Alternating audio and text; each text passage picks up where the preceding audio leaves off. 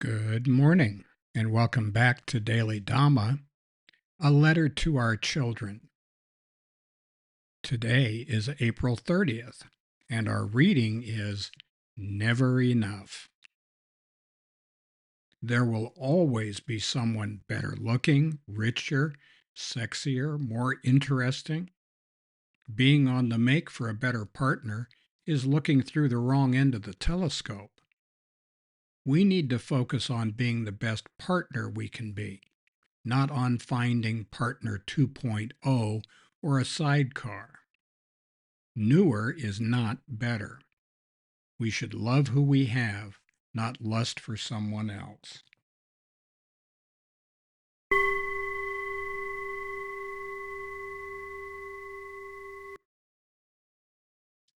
This brings us right back to where we started. Sincerity is not just telling the truth. Before we speak, we need to listen. It's impossible for us to be mindful of other people if all we're thinking about is ourselves. This is part of why we need to work on being grateful for what we have, loving what we have, rather than lusting after or envying things that we have not. It's a life's work to know who we are and what we are, to get comfortable in our own skin, and to express appreciation for all of the many blessings we've been given. We're thankful for you sticking with us for another month.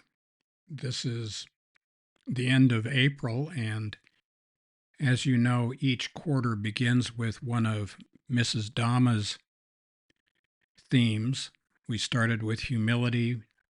The second quarter is about sincerity, and that means that April was sincerity. May will be right speech, followed by right action in June, and those two parts of the Eightfold Path are part of the Sila, or ethical conduct path, within the Eightfold Path.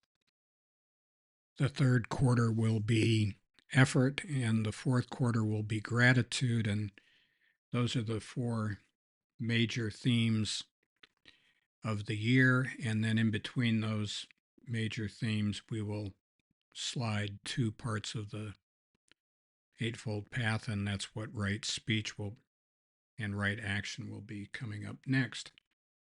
To return to sincerity, it's important for us to realize, to know in our bones who we are, what we're trying to do, and what's going on.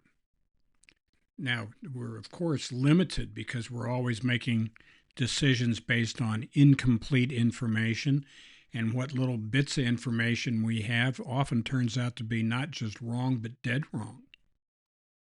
And that's why the noble ones say not for sure. So we're not for sure about this, but one of the things that has become apparent to us is that there's nothing worse than an itch you can't scratch. And this whole idea of never enough is one of those. The four deadly sins that are acquisitive: gluttony, lust, greed, and envy.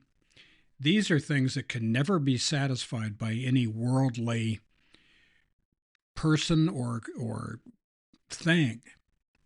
It's just never enough for people who want more and more and more. And this is not just a thing that the Christians do with the deadly sins.